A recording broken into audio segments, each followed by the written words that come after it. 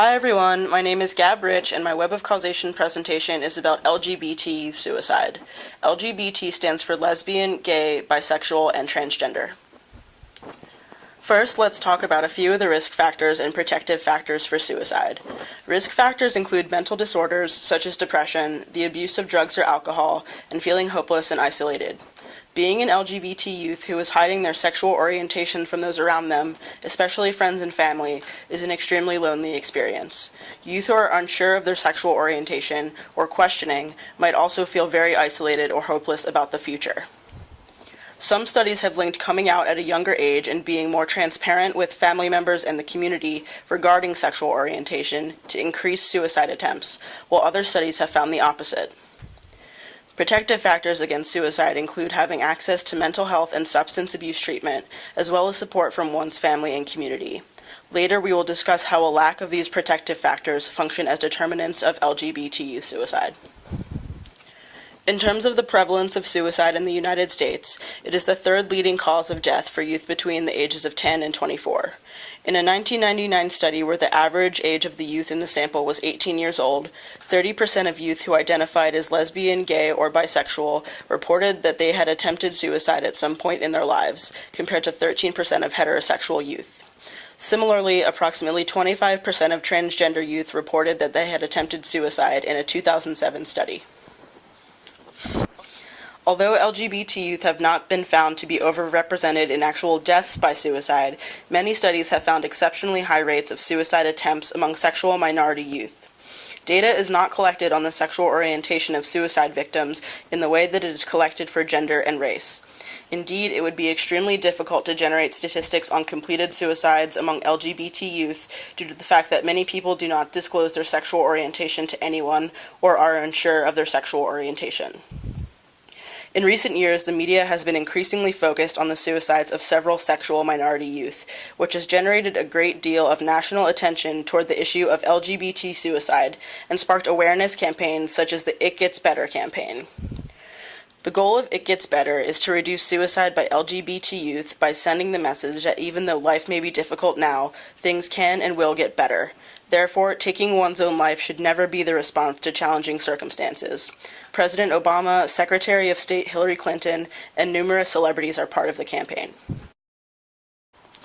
Now let's move on to the literature review and determinants of LGBT youth suicide. The first determinant of LGBT youth suicide that we'll discuss is mental health difficulties. Major depression is one of the most consistent predictors of suicide for people of all ages and sexual orientations. A study conducted in 1999 found that the percentages of the LGBT youth sample that met the criteria for major depression and multiple psychiatric disorders was enormous compared to the percentage of heterosexual youth who met this criteria.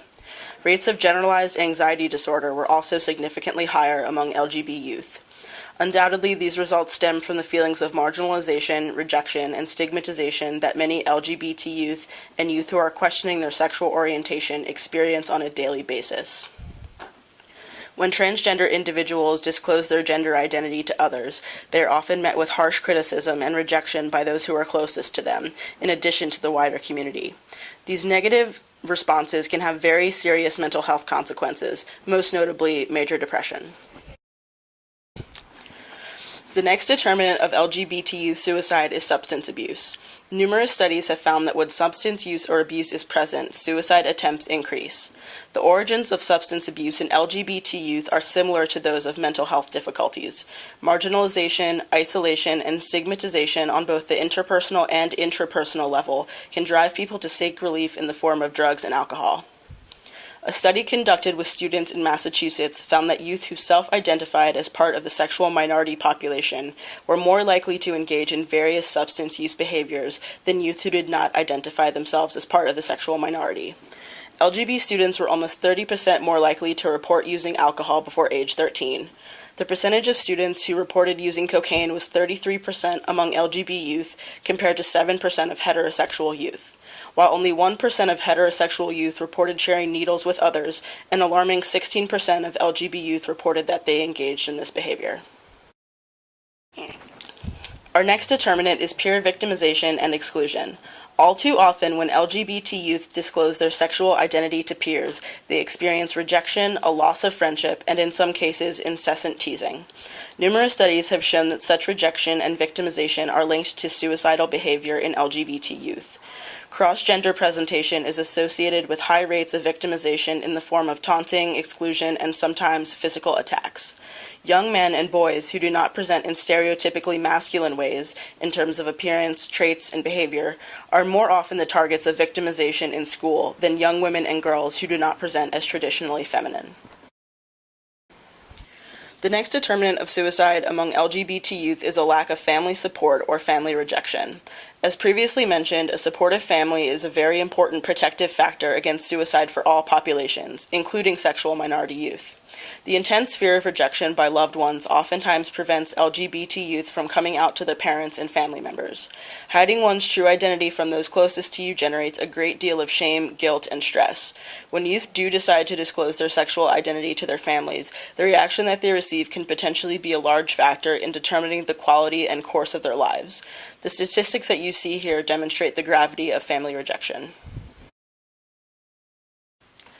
Next, we'll discuss exposure to violence. A large percentage of LGBT youth are subjected to violence as a result of their sexual orientation. A 1990 study found that 10% of lesbian, gay, and bisexual youth were physically attacked by a member of their own family. In another study, an overwhelming percentage of LGBT youth reported that they had experienced verbal victimization, while smaller percentages reported experiencing physical and sexual victimization. The European Trans Murder Monitoring Project tracks the murder of transgender people around the world. The March 2013 update revealed a total of 1,123 reported killings of trans people in 57 countries worldwide from the beginning of 2008 to the end of 2012. The data shows a significant and constant increase in reported killings over the last 5 years. Given that there were likely many murders that were never reported, it's possible that the death toll may be significantly higher than 1,123. The next determinant of LGBT youth suicide is a lack of professional support. Although homosexuality is no longer considered to be a mental disorder, a number of mental health professionals still hold homophobic attitudes or do not possess the knowledge to effectively help sexual minority individuals. A recent study found that many LGBT clients were being assessed and treated differently than their heterosexual peers. And a 1999 study revealed that almost 25% of psychiatrists were seen as unhelpful or even destructive to gay and lesbian clients. Given that it can be extremely difficult to locate and make appointments with psychiatrists, the finding that 1/4 of the psychiatrists in this study did not adequately serve their sexual minority clients is quite significant. Earlier in the presentation, I noted that access to mental health and substance abuse treatment resources were a key protective factor against suicide. Undoubtedly, the quality of this professional care has an impact on the level of protection that it provides. In our society, people of all ages and sexual identities must overcome the stigma of receiving mental health services when they decide to reach out for help. For LGBT individuals, overcoming this stigma can be complicated by the fear that the person who is meant to help them may be incapable of doing so or may even pass judgment on them. Next, we'll discuss homelessness. For LGBT youth, homelessness often stems from a lack of family acceptance. A 2009 study found that the percentage of LGBT youth who reported that they were homeless was more than 4 times the percentage of heterosexual youth who reported homelessness. Out of the 2 million homeless youths in the United States, 20 to 40% identify as LGBT. When asked to report whether or not they had attempted suicide, the percentage of LGBT youth who reported an attempt was double the percentage of non-LGBT youth. In Atlanta, there is an organization called Lost and Found that does excellent work exclusively with homeless LGBT youth. They take LGBT youths up to age 26 off the street and transition them into more permanent housing. They operate a 24/7 hotline, a youth center, and a 90-day housing facility with 6 beds. The next determinant is cross-gender identification. While all transgender people experience cross-gender identification can be and often is a major part of any LGBT person's identity. Due to the strict gender norms upheld by our society, cross-gender identification can be a major source of stress for many LGBT youth. For transgender youth whose gender identity does not match their physical sex, suicide is often seen as the only source of relief from both internal and external stigma. One study found that out of the 25% of transgender youth who had attempted suicide at some point, all of them attributed at least one of their attempts to difficulties with their transgender identity. As you can see, this web of causation for LGBT youth suicide is extremely complicated. A great many of the determinants of LGBT suicide that were discussed are directly related to one another. Here's a hypothetical example of one way that all of these determinants come together. We'll start the sequence with cross-gender identification. A young person who was born a man, let's call him Jack, may be struggling with the fact that he feels uncomfortable living as a man. He does not identify with our society's concept of what it means to be a member of the male gender, and he may even feel awkward in his anatomical body. He may dress or behave in a more feminine fashion, which could very likely lead to his peers at school teasing him. There we have peer victimization and exclusion. In some cases, Jack may be beat up by other kids, thus he has been exposed to violence. His family may also be uncomfortable with his feminine gender presentation and may reject him. Jack may consider accessing support from his counselors at school, but he might be correct in assuming that they would not be receptive to his feelings or adequately prepared to help him. There we have lack of professional support. These factors could in turn cause Jack to become extremely depressed, and he might turn to substances such as alcohol or cocaine in an attempt to ease his pain. If Jack does not find the support that he needs to deal with the many issues he is facing, he may end up getting kicked out of the house by his parents. He may be kicked out because his parents do not approve of his sexuality, or perhaps because he has repeatedly stolen from them in an effort to fund his alcohol or cocaine use. If he has nowhere else to go, Jack could face homelessness. As a result of all the pain he has experienced and a lack of hope for the future, Jack may seriously consider taking his own life. Again, this is just one possible example of the ways in which these determinants tie into one another. As you can tell, the connections between these determinants are extensive. Knowledge of how to properly assist young LGBT clients who seek help is an integral part of social work practice. A 2004 article that was published in a social services journal provided important guidelines for practice with LGBT youth. First, it is crucial to assess how far along a client is in their LGBT identity development. They may openly identify as lesbian, gay, bisexual, or transgender, or they may have only told a few people. It's also possible that you could be the first person to whom your client discloses their sexual orientation or expresses that they are questioning their sexuality. Wherever a client is on their journey of self-identification, it is crucial that you respect their level of disclosure.